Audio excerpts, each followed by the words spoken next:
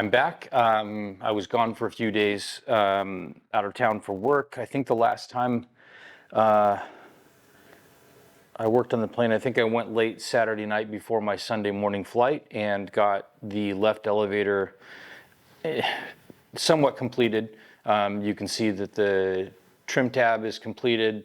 It's attached. The piano hinge has been match drilled and mounted. But I'm not done with it yet. More than just rolling the leading edges, which is a project that I want to do this. Today, by the way, is Friday the 24th of March. The riblet that I created right here in lieu of the tabs for the closeout is just a teeny bit too thick or too wide as it comes to the trailing edge. And so what happens is it, by the tiniest amount, distorts this straight edge right here. It pulls it in a little bit as you get closer to the trim tab. This trim tab is supposed to be aligned flush with the trailing edge. So when you apply a long straight edge to this, this is flush and this is flush, and then right here there's a small space. So I'm going to remove the riblet and do what a lot of other people have done and use a root rib, the rib that's down here, cut it down to size and use that as the riblet.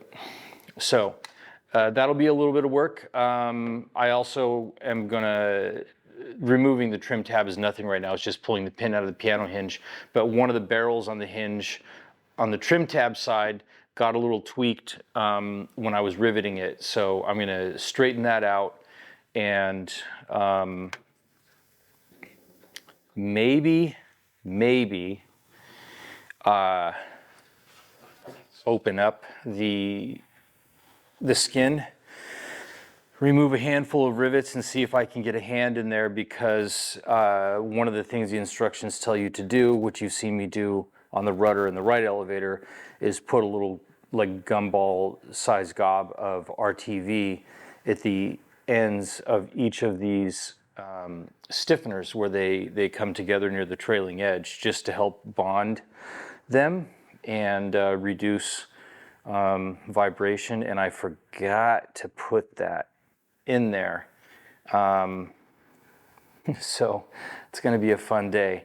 Once all that's done, before I move on to anything else, since I will have both elevators and the rudder somewhat complete, mostly complete, I'll go ahead and work on rolling the leading edges for each of them, basically on the same day, and then also just final fastening of the counterweights. So again, today is the 24th of March. It's a Friday, and I'll get situated here and get to work. So stay tuned. First things first, have to get those 6 steel blind rivets out, and it looks like I'm using a huge drill bit, and in fact I am. If you use a really large bit like that, 3/8 there, and turn really slowly, you can get the top of that rivet to come off without touching the skin or the hole, and then just use a center punch to get the rest of the rivet out, and then shake it out from there. Not a quick process. That took about 45 minutes to get those out, but it left nice clean, undisturbed holes.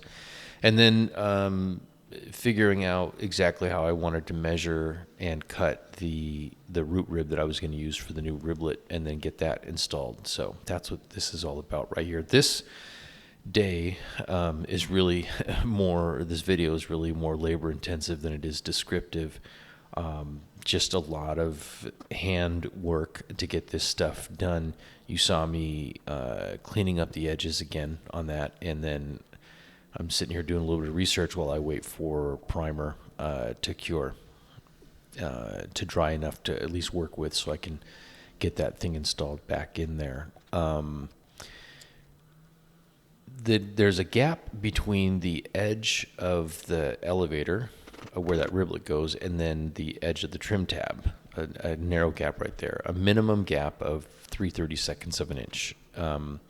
And so what you're going to see me do here is I'm kind of trying to figure out if I have enough gap there or if that riblet is kind of protruding a little bit from the space. And so I decided that there wasn't enough gap. 3/32 isn't very big, and I had less than that. So I just worked at that, thinning out that riblet a little bit with a file just to get something that I was happy with. And then you saw me masking it off and priming it. And then here I am.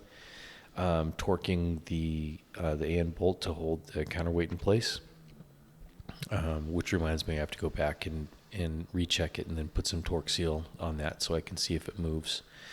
And we're getting into rolling of the leading edge, and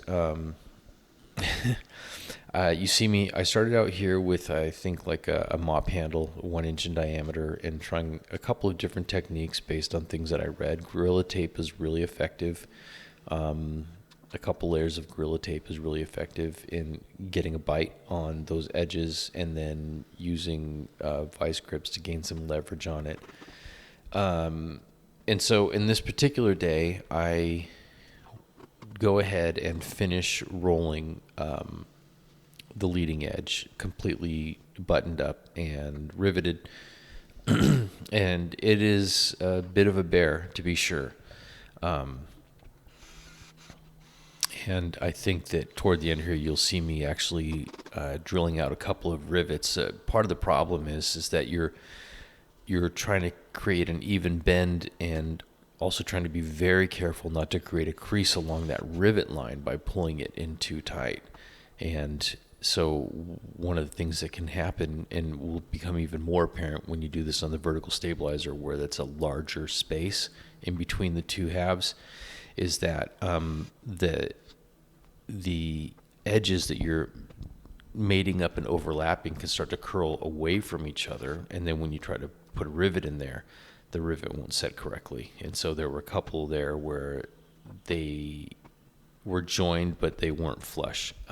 So anyways, got it all drilled out, put together, happy with it, turned out nicely, and gave me confidence to go into the rest of the edge rolling on the other pieces the next day. Thanks for watching.